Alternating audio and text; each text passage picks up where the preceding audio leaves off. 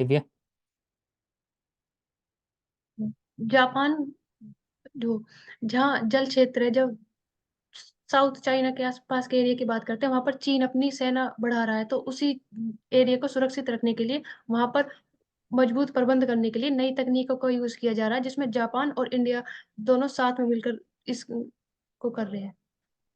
हम्म, नमो Bharat train का Dubai से मोदी नगर station के बीच परिचालन चला संचालन।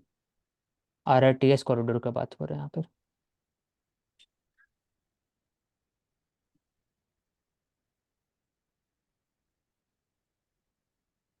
Mansi, you can take up Times of India.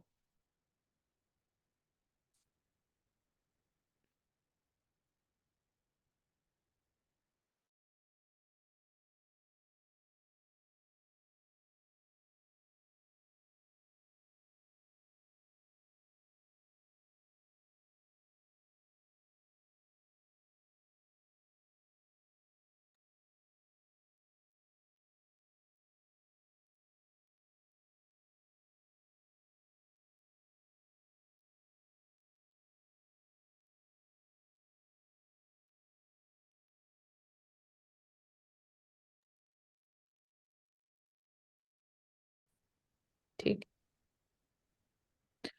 So the first article, it is talking about importance of circular economy and इसमें कैसे अमूल important role play कर रहा है, which is again an important of civil society organization and cooperative. So bio CNG एक pilot project है जिसमें they are contributing in its production. We have one particular program जिसमें blending program है, and इस blending programme में CNG को blend करने का प्लान है एंड पीएनजी जो डोमेस्टिक सेक्टर, जो डोमेस्टिक गैस सप्लाई होता है. सो ट्रांसपोर्टेशन और domestic sector is the target. And यहाँ पे बायो सीएनजी क्रिएट करने की बात हो रही है, तो बायोमास ब्लेंडिंग के थ्रू बायोगैस ब्लेंडिंग की बात कर रहे हैं हम. सो ये एक advanced version of biogas produced organic sources के थ्रू, लाइक एनिमल मैन्योर से या जो फूड वेस्ट से बायोगैस जनरेट होती है, उसको इंडियन रूरल लैंडस्केप में हम टारगेट करने की बात कर रहे हैं. तो when we talk about creating an alternative and sustainable fuel option, so this can be one of the examples. And हमारी import dependence इसके थ्रू कम हो जाएगी and we'll be also able to save our forex reserves. So particular अगर nitty gritties की बात करें about this program, so यहाँ पे इनिशियली फॉर फाइनेंशियल ईयर 2025 तक it is going to be voluntary, उसके बाद ये मैंडेटरी हो जाएगा. And apart from this, challenges क्या है अब इसको जब हम इम्प्लीमेंट की बात करते हैं, तो सबसे बड़ा challenge is infrastructure, and then second is technology available करना. इसका third challenge would be the funding of this project, and fourth would be pricing. हम कैसे डिटरमाइन करेंगे दोनों चीज़ों के लिए, सीएनजी प्राइस और सीबीजी प्राइसेस के. तो पूरे बेसिकली इकोसिस्टम में we have the challenges. And यहाँ पे एक जो इम्पोर्टेंट अपॉर्चुनिटी हमारे लिए ये कि जो फीड स्टॉक है एक तो वो अवेलेबल होना चाहिए. अपॉर्चुनिटी की जब मैं बात कर रही हूँ, सो अर्बन वेस्ट डिस्पोजल में ये एक important we can say innovation हो सकते हैं. So urban waste disposal can be done through this blending also.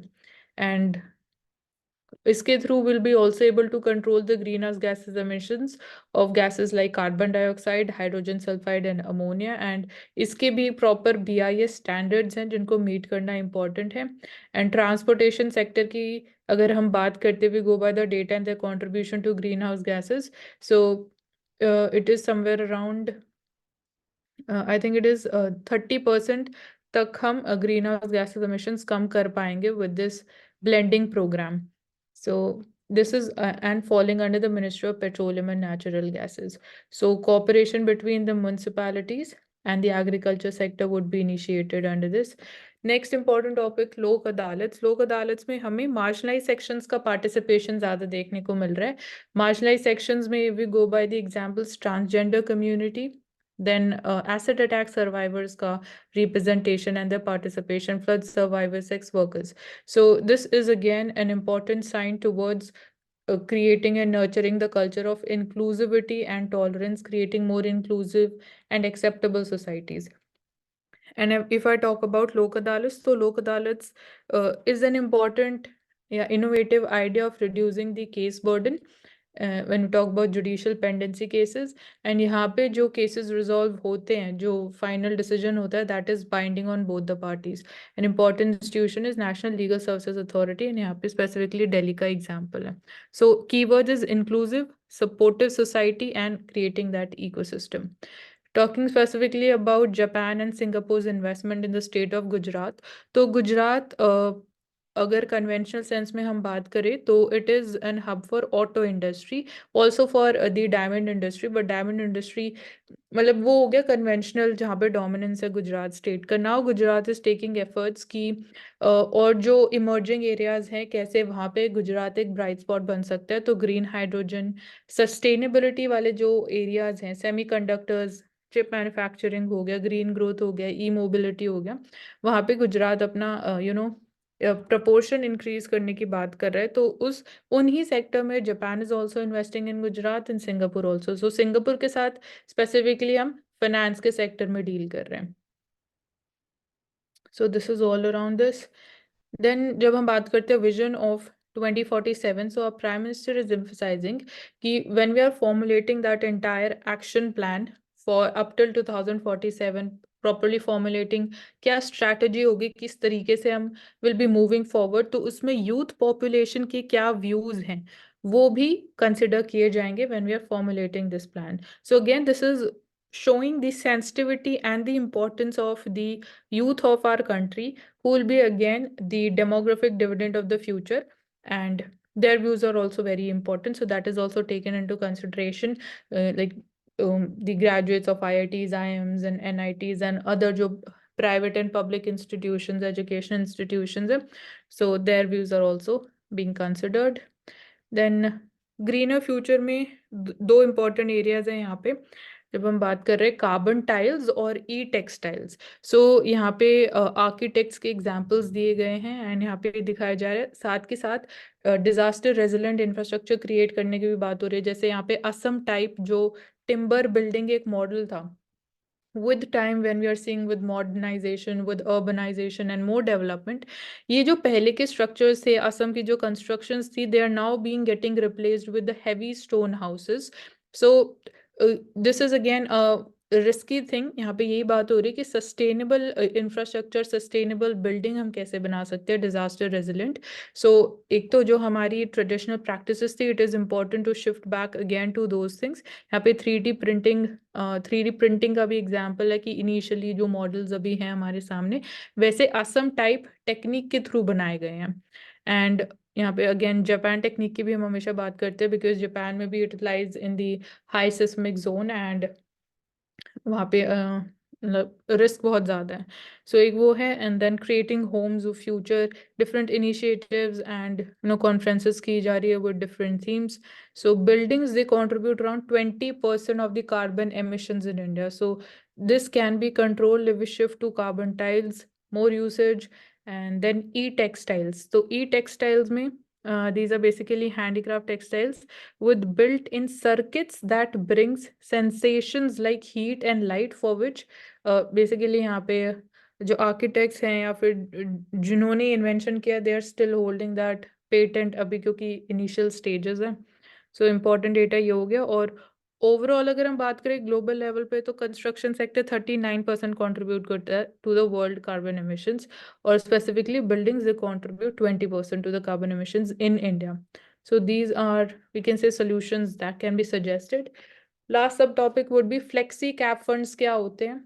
अगर आप न्यू इन्वेस्टर हो तो इसमें आपके लिए इन्वेस्ट करना क्यों बेनिफिशियल है, इसके क्या चैलेंजेस हैं और क्या बेनिफिट्स है. तो नेम से ही क्लियर है कि फ्लेक्सी मतलब फ्लेक्सिबल है. फ्लेक्सिबल कैप फंड्स, कैप मतलब कि मार्केट कैपिटल या कितनी मतलब जो हम ट्रेडर्स या जो इन्वेस्टर्स है बाइंग एंड सेलिंग के थ्रू जो मार्केट कैपिटल कैप डिसाइड होती है किसी भी कंपनी की.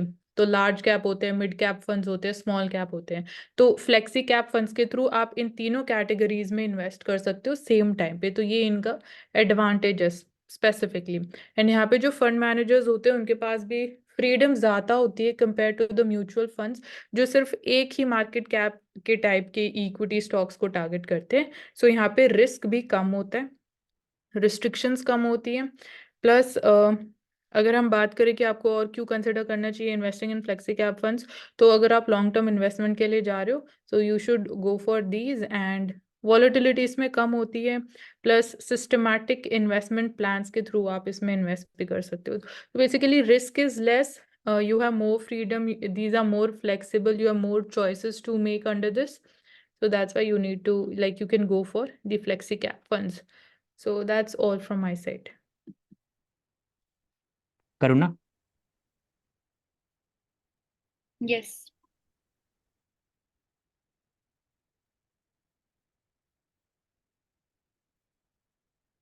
आप स्क्रीन शेयर कर दो।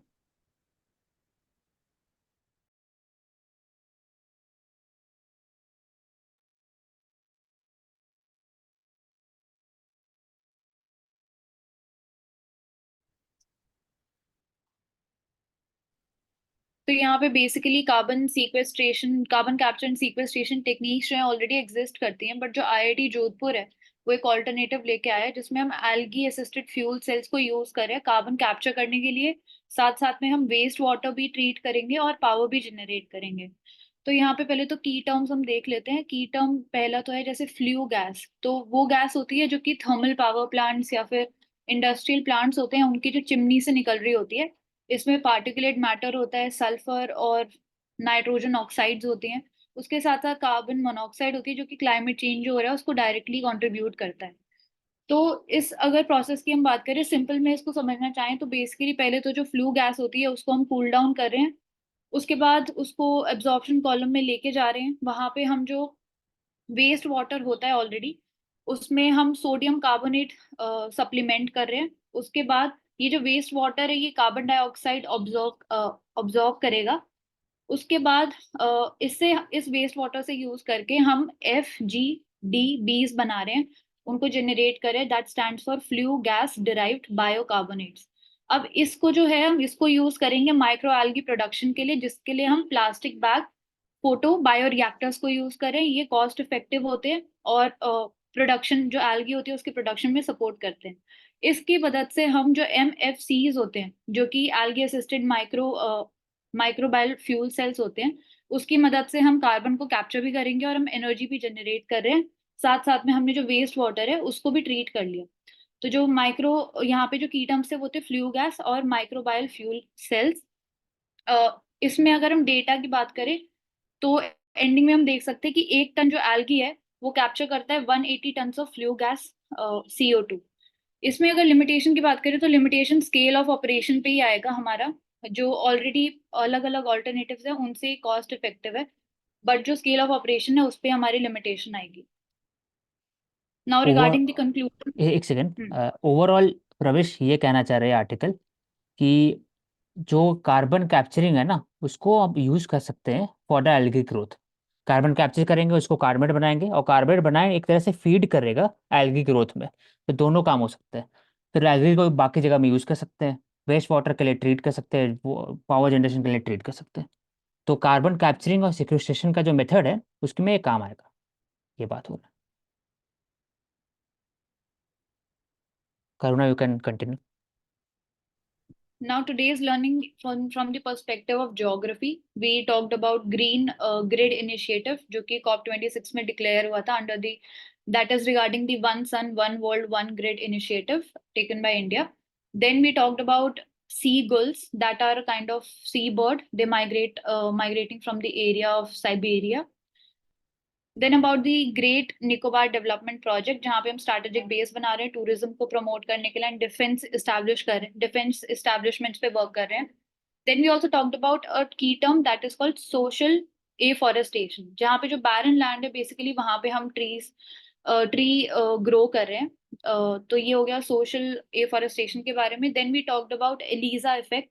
एलिजा इफेक्ट में बेसिकली जहाँ पे लोग जो होते हैं वो बिलीव करने लगते हैं कि जो कंप्यूटर या टेक है वो भी ह्यूमंस की तरह सोच सकता है, ह्यूमन इनपुट्स दे सकता है। Then we talked about Kaveri river जिसको हम जो राइज करती है ब्रह्मगिरी हिल से कर्नाटका में, फिर कर्नाटका तमिलनाडु में फ्लो करती है एंड बे ऑफ बंगाल में ड्रेन करती है। इसकी कुछ इंपॉर्टेंट ट्रिब्यूटरीज भी हैं, शिमसा और सुवर्णवती। उसके बाद हमने बात की फ्लोटिंग फार्म नीदरलैंड में, जो कि सस्टेनेबल फूड प्रोडक्शन के अवेयरनेस के बारे में बता रहा है, और फूड कंजम्पशन के लोकल और वर्ल्ड वाइड स्केल पे हमें बता रहा है. That is all from geography perspective. Aanchal. Yes, key terms of the days. First is social forestry, then integral humanism, then Antyodaya mission हमने डिस्कस किया, और सत्याग्रह की बात की तो फिर हम इसको सोसाइटी से रिलेट कर सकते हैं, like Mahad Satyagraha for caste system. Then we have discussed that marriage as an emerging industry in today's scenario. तो फिर उसके कुछ प्रोज भी है, कॉन्स भी है. तो हमने फिर देखा डाउरी का नेक्स्ट टर्म जो हम आज के उसमें देखते हैं, गिफ्ट सिस्टम की हमने बात की, तो फिर उस पर डिपेंड करता है कि इंटेंशन किस तरीके से, वो हमने बात की. देन हमने मार्जिनलाइज सेक्शंस के लिए सपोर्टिव सोसाइटी की बात की through Lok Adalat. Then we have discussed about Viksit Bharat eight 2047. सो यहाँ पे हमें स्ट्रक्चरल चेंजेस एंड रिफॉर्म्स की जरूरत है. That's it from my side. In history part, we discuss about the Martanda Sun Temple built by Lalitadya Mukhopadhyay of Karkota Dynasty 8th century. और भी जगह पर है Konark Modhera sun temple. Then we discuss lattice work, वो Rajput architecture में भी होता है, मुगल में भी है, तो जफर महल के बारे में हमने बात किया. फिर इंडोनेशिया में टेम्पल्स है, उसको कैसे वापस से रिकंस्ट्रक्ट करना चाहिए, 25% न्यू ब्रिक डालना चाहिए और स्टोन्स को यूज़ करना चाहिए. Then in IR we discuss about the Chinese incursion into the Philippines Sea, South China Sea में problems, and regarding the India European Union FTA, the Free Trade Agreement, SEPA Comprehensive Economic Partnership Agreement, India Norway, India Switzerland के हिसाब से हम बात किया, fish में कैसे promote करते हैं, स्विस चॉकलेट हो गया, प्रेसिजन टेक्नोलॉजीज, या फिर टूल्स, मशीन टूल्स में प्रमोट कैसे कर सकते हैं, उसमें हमने बात किया. फिर डेवलप कंट्रीज का हिपोक्रेसी की बात की with respect to climate change, definition on terrorism, वेद trade barrier, data localisation versus data liberalisation etcetera. तो ये सब हम लोग चर्चा किया आईआर में. Mansi. We can conclude, Ashik. Divya. In polity, we will discuss first child welfare committee, जो कि रेवेन्यू डिपार्टमेंट ऑफ स्टेट्स के अंदर आती है. अगर हम सेंटर की बात करें तो women and child development ministry उसको करती है, जो लेबर, चाइल्ड लेबर को बैन करती है. 14 ईयर एज से नॉन हैजार्डस और सेफ्टी प्लेस पर वो कर सकते हैं जहाँ उन्हें मिनिमम फैसिलिटीज प्रोवाइड करवाई जाए. उसके बाद हमने डिस्कस किया था कि ग्रांट इन एड, जो कि आर्टिकल 271 में आती है, स्पेसिफिक या जो टारगेटेड ओरिएंटेड ग्रांट होती है वो लिमिटेड होती है, वो देनी पड़ती है सेंटर को, जितनी फिक्स होती है स्टेट और सेंटर के बीच में. उसके बाद हमने कहा था डिस्क्रिमिनेटरी ग्रांट्स, जो कि टोटली सेंटर के ऊपर डिपेंड करता है कि वो रिलीज करेगी या नहीं करेगी. उसके बाद हमने गवर्नेंस का रोल देखा था कि किस तरह से विश्वकर्मा स्कीम के थ्रू स्किल डेवलपमेंट करने के लिए जो आर्ट क्राफ्ट आर्टिस्ट है, जो उनको फाइनेंशियली इंक्रीज कर सके, उनके लिए किया गया था. और देखा था कि नमो ड्रोन दीदी स्कीम के थ्रू किस तरह से वुमेन को एम्पावर किया जा रहा था एग्रीकल्चर में ड्रोन्स का यूज करके. इसके बाद हमने डिस्कस किया था कि सीपीआई की, कम्युनिस्ट में डेमोक्रेसी की अलग अलग विचारधारा किस तरह से आती है. जब हम सीपीआई की बात करते हैं वो तो डेमोक्रेटिक वे में अपने आइडियाज को, अपने डिमांड्स को पुट करते हैं. जब मार्क्सिस्ट की बात करते हैं तो वो डेमोक्रेसी, फेडरलिज्म, ऑल इंडिया किसान सभा की बात करते हैं. और जब हम माओइस्ट की बात करते हैं तो फिर वो और अलग लेवल पर चली जाती है. तो किस तरह से अलग अलग प्रकार से डेमोक्रेसी की विचारधारा आती है, वो ये सब हमने डिस्कस किए थे पॉलिटिक्स में. Okay, thank you everyone. Do tune to and Sarkari, like and subscribe our channel.